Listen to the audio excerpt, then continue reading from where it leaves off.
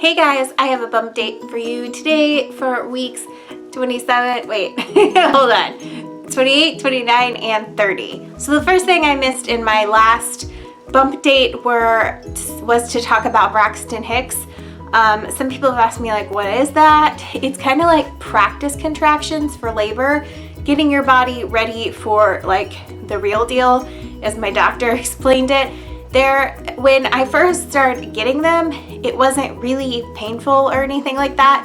It was just uncomfortable, and your stomach, it's kind of like getting really crampy on your stomach, but higher up, not like a period cramp down low, although some people said they've had that too. But for me, it was just like my stomach got really hard and tight across, and it's just like my whole stomach just like clenched. I don't know how to explain it. I guess it's like it's a baby contraction, just like not as serious or painful. It's just your stomach kind of tightening up and getting ready for labor, as my doctor explained it. I have had a few that were a little more than just uncomfortable. Usually if you have a Braxton Hick, they say move around. Like if you're laying down, stand up. If you're standing up, lay down.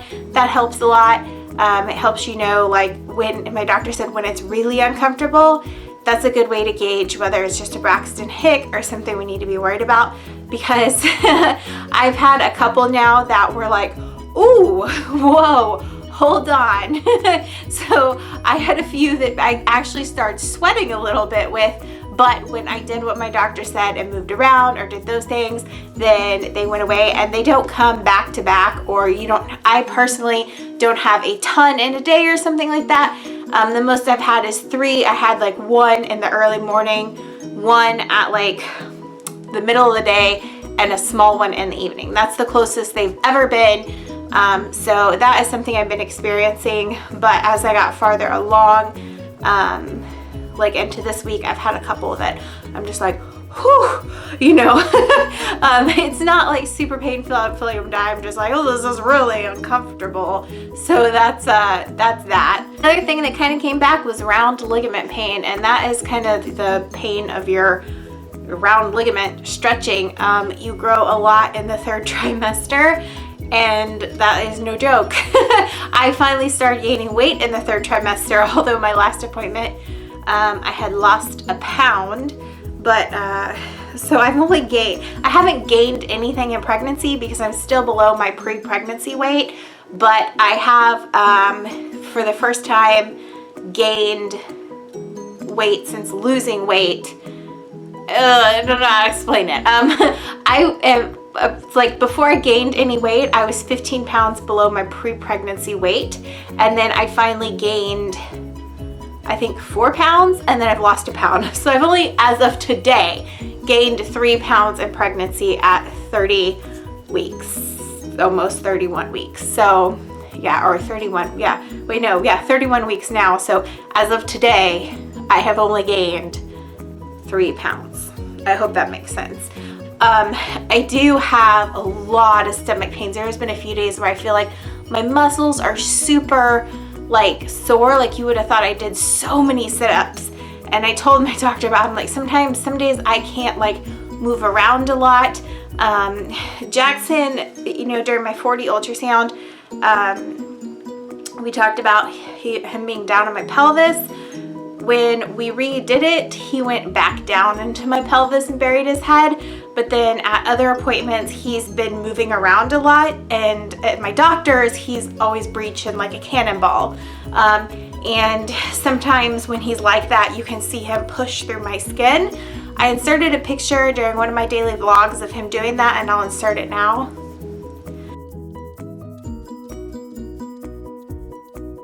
So when he's in his breech ball, especially, he's very like, ugh. And then sometimes he still lays across my stomach, and my doctor's like, oh, he should kind of be like, starting to stay head down more, but it's not to the point where it's anything to worry about. It's still early, but he definitely has enough amniotic fluid to keep moving around. And he is a bigger baby. He's in like the 75th percentile. And at our last ultrasound, which was a couple of weeks ago. He was 3 pounds and 7 ounces, and he wasn't supposed to even be 3 pounds for like another week when we had that ultrasound. Or I think he was supposed to be less. I don't know. He's in the 75th percentile, so she said he's a little big. So we're gonna watch him on his size so he doesn't get too big for me. But it's extremely painful now when he wants to lay across my belly this way, like head here, butt here. You can definitely tell he's big. And you can definitely tell he's big when you see like an elbow or a foot or an arm push through my skin like that.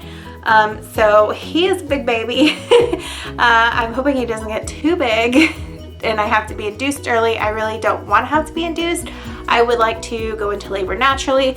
I would like to have, like I've talked about, a natural labor, but I also know that I might freak out and want an epidural, and I'm okay with that. But my goal is, even if I think I need an epidural, like I need it, I can't do this, I'm not gonna be able to push him out without one. My goal is to get to at least 6, but my goal is to get to like 7 or 8 centimeters before I get an epidural. A lot of my friends that had babies recently, most hospitals now, you can go in and be 3 centimeters and in labor, and it doesn't matter. They'll give you the epidural whatever you want, but I'm noticing a trend, and they talked about in the birthing class thing we did, is that having the epidural early on can slow or stop your labor, which I've seen with some friends. And then on top of that, then they have to add Pitocin. And a lot of my friends that went in with the epidural early ended up with a C-section. One of my friends did completely natural, crowned for 4 hours, and still ended up a C-section. So it doesn't really, like, anything is possible. But the hospital even told us in the hospital tour as well, the longer you prolong giving yourself getting an epidural, stuff like that, the better your chances are at not slowing your birth and having to have other interventions. So that is what I'm gonna try to do.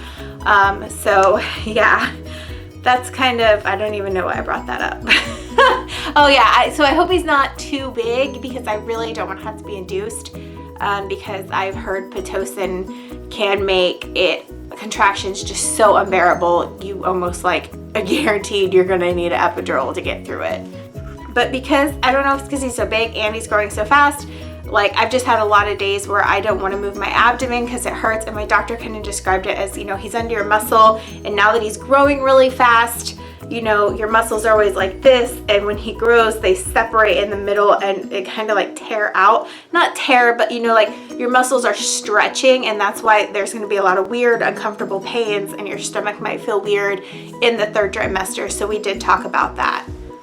I also noticed early on when I had gas pains and issues in my pregnancy, which we all know earlier in my pregnancy, I almost called an ambulance because I didn't know it was gas pains. I thought I was going into like premature labor. And when that happened, it was lower down. And I guess now that everything's moved up, like my doctor said, and he's pushing it up, I get gas pains in pockets in weird places up higher. So gas pain's a little different. And it's not, I haven't had an episode that bad again, but it's just like, so it's different now. You can definitely tell that your organs and your intestines have kind of moved up some, because you feel gas pain in different places versus earlier on in pregnancy. So that's another thing I noticed. A fun story I have for you guys that I didn't actually get in my vlog because I kept trying to tell it, but my vlogs were getting so long, I was like, I will save it for the bump date. I have not, during my pregnancy, one time asked Justin to go out in the middle of the night and get me something weird like a milkshake, or, you know, usually I don't really have a lot of cravings. When I first got pregnant, I mean, like from like it lasted like 2 weeks, I just really liked cheese fries a lot. And I guess that's the closest thing I've had to like a serious craving. I just would really be like, I want to eat cheese fries today. Like it was just like, I don't know. Justin would be like, what do you want? I'd be like, cheese fries. That's pretty much the extent of any kind of cravings I've had. So yeah, that's not, I don't even feel like I hadn't had that, oh my God, you need to get me cheese fries now or I might die. And the other thing that I could probably eat at least 4 times a week during pregnancy has been fettuccine Alfredo. I don't know why, I really like that too. And it's not, again, it's not like, can we go get fettuccine Alfredo tonight? It's like, oh, what do you want for dinner if I'm not cooking? And I might be like, fettuccine? Want to go to Olive Garden? Want to go to, you know, another Italian restaurant? And it's not, I haven't had this thing where I'm just like, let's go get fettuccine right now. And even like cheese fries now just sound gross to me. And it was like this weird 2-week period where cheese fries were just everything. And then I didn't care anymore. But with the fettuccine Alfredo, pretty much my whole pregnancy, it's been like, that sounds really good. We should do that. But we haven't had this weird thing you see in movies or people talk about where your husband's rushing out of the house in the middle of the night or some weird time and getting you this food that you just have to have. I've never had one of those cravings where I'm like, I might die if I don't have this, until I think we were at the end of 29 weeks. We're calling it the enchilada incident.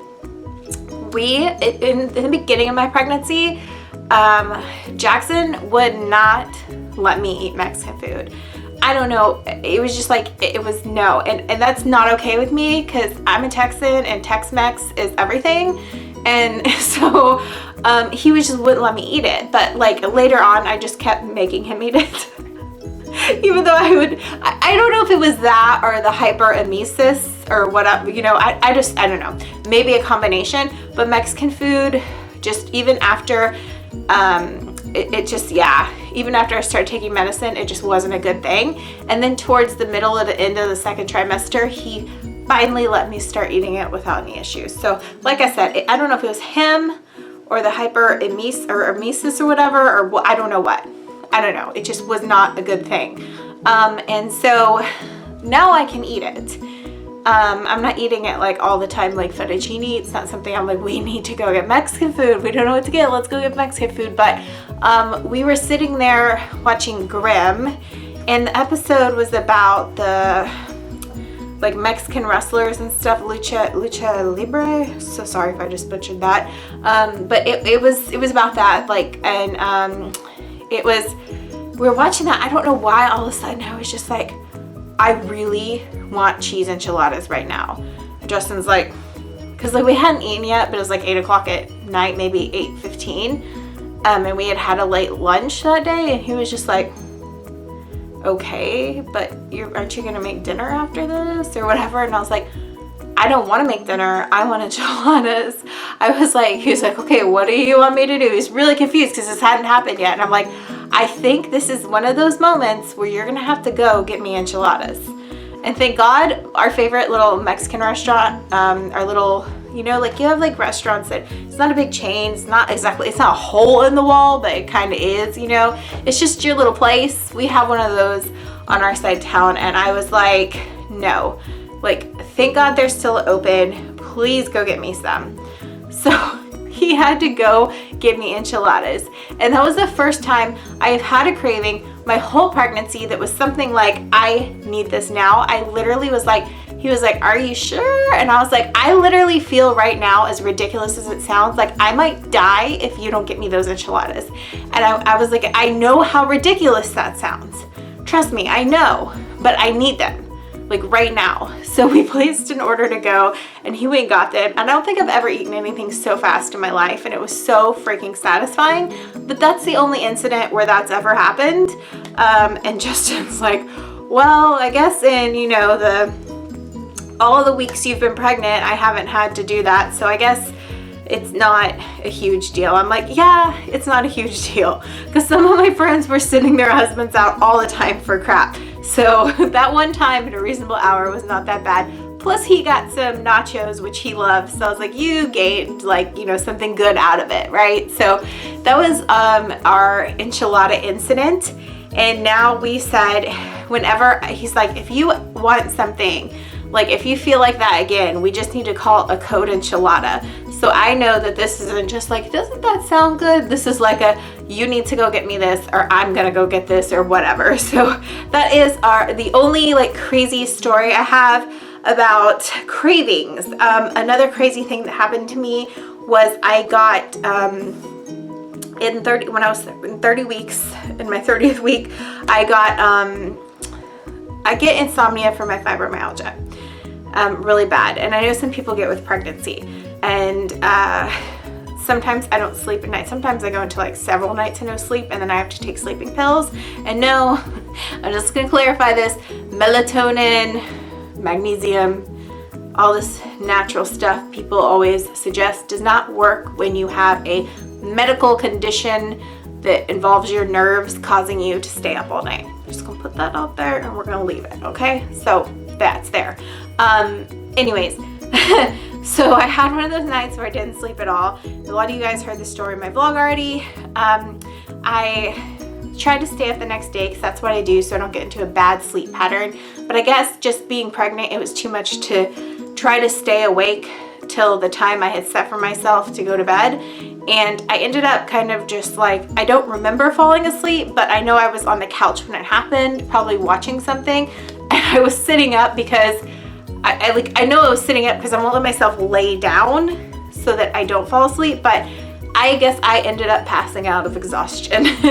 And when I woke up from that, come to find out, I had sleptwalked, ate half a bag of Buffalo Jacked Doritos, which is not me. I don't do spicy. I don't do stuff like that. Like and it tore up my stomach. I ate Justin's favorite chips. Like I ate most of them. I feel really bad about that because he hadn't even opened it yet, or he had opened it and only had like 3. Anyways, I ate a whole bag of that, a whole half a bag of that. And I had also drank what I think might have been his Coke too. Just because of the residue with Mama Glass. I think I drank his soda too, out of one of my good glasses. And as I showed you guys in the vlog, the broken glass, it looks like I just chugged it and just threw it in the sink. Like, because I guess I obviously was asleep and didn't care about my good glass, because the whole top of the glass was shattered, and the base is a thick like glass, and it kind of had spikes. But the rest of the top of it in the sink was just shattered glass. So that was strange, and I kind of freaked out. Like, yeah, it's funny. Like, I find humor in it now, especially now that my doctor told me it's okay. It is funny because I ate something I would never eat. I ate half a bag. I drank Justin's soda. Yeah. But it was really scary at the time because I thought, first I was like, who's been here at the house, when I saw the chips on the counter opened and like crumbs everywhere, and then like it was just like confusing and scary. And Justin like, I didn't come home.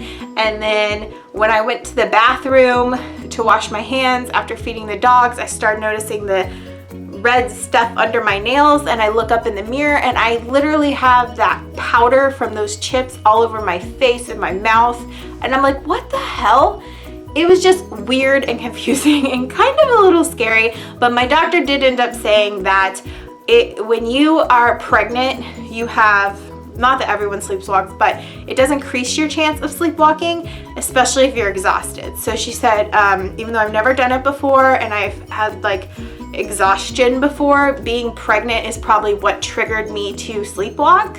And I do remember before I actually woke up from that, because to me, I thought at first I had just fallen asleep on the couch and randomly woke up because the dogs woke me up because they were hungry, because I was back on the couch, but I was laying down. But like in my dream, I remember dreaming, because I remember waking up and laughing, because in my dream I was at Burger King. I'm like, I don't even go to Burger King, which is weird, but I was inside Burger King eating cheese grits, and I was so happy about these cheesy grits. And I remember waking up like, that's so weird. Come to find out, I did a lot of weird other stuff while I was sleeping. But my doctor said usually when people sleepwalk, they act out their dream. And so if I was dreaming I was eating food or something, that's probably why I went and ate chips. So anyways, now we know. She said if I get exhaustion like that again, or I don't sleep the night, to baby gate, like stay downstairs and baby gate the stairs if I have a good baby gate that locks and is hard to open. Because she said, because my biggest fear was, I was like, what if I had been upstairs and fallen down the stairs when I was sleepwalking? And I was like, should I lock myself in the bedroom if that happens again? She's like, no, because your brain knows to unlock a door. It's something that's natural and that you do a lot. So you probably would unlock it in your sleep. But she said if you go make yourself go downstairs and you put up a baby gate that's hard to move, that you're not used to being there and being a pattern, then most likely you will not be able to open it and you'll just go lay back down. So yeah, but hopefully it won't happen again, but that happened. That was weird. It's funny now. At the time I was freaked out, totally freaked out. The very last thing I have to tell you guys about is it was like the day I turned 30 weeks. I took a shower, nice hot shower, probably warmer than I should have, but I like scalding showers, and the hardest thing is to keep my showers just warm, not hot, because you're not supposed to be in like hot scalding water when you're pregnant. It wasn't scalding or anything, but it was warm, and I was just like, sometimes I'll turn it really warm and let it run down my back, then I'll turn it back to just like average warm, you know? Anyways, it was a warmer shower and I got out of the shower and I dried off and I put lotion on and I was like airing it out, you know, letting my body dry and kind of the lotion to dry. And for some reason I looked down and I remember being like, why are my nipples wet? Because it just looked like water drops on my nipples. I don't remember why I looked at my nipples, but I was like, did I dry my boobs? So anyways, I dry them and I go about my business. I'm about to put my nightshirt on and they have little droplets again. I'm like, what the hell? So I grabbed my boob and I squeezed my nipple and more stuff came out. Like I realized it was coming from the nipple. The call came from inside the house. The fluid came from inside the nipple. I was making stuff out my nipples. It was the first time because occasionally, I'm not gonna lie, I get kind of worried because some of my friends started leaking at like 20 weeks and I always sometimes will give my nipple a little squeeze and see if anything happens. But I haven't done that for like a month because I was like, well, when it comes, it's whatever. I got really excited about it, and at the same time I wanted to show Justin, but he was asleep and I was like, he's probably gonna be real mad if I wake him up to be like, look what my boob's doing. But it wasn't like colostrum, like the yellow milky or even the milky stuff. It was just clear and really, really sticky. And I read online a lot of people said that like colostrum can be like that, especially when you first start leaking. So I've had like, that's the only time it was like leaking on its own. I've had like one other time where it just felt a little damp on my nipple, but I didn't pay too much attention to it because I figured it had just done that little drop thing. But it hasn't like leaked through my shirt or anything. Anyways, that was kind of the weird, exciting, oh my God moment for me, was seeing something come out of my boobs.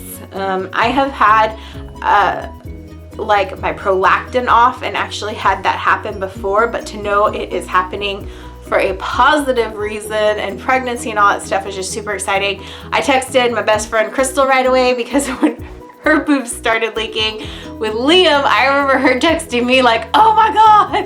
So I texted her, I was like, my boobs are leaking, clear stuff. So that was kind of fun. We just have that kind of friendship. So anyways, oh, I almost dropped my phone. That is all the bump date stuff I have jotted down for you guys. I will see you next time. Well, I'll see you in my next video, but I'll see you next time for a bump date for what, 31, 32, 33? That'll be the next bump date, I think. Anyways, I don't know. I'm gonna give you guys a bump shot, then I'm gonna go. Okay guys, this is my bump. I don't know if y'all can see it. I'm like, I really should start wearing tight stuff for these, but yeah, there's my bump. See you guys later. Bye.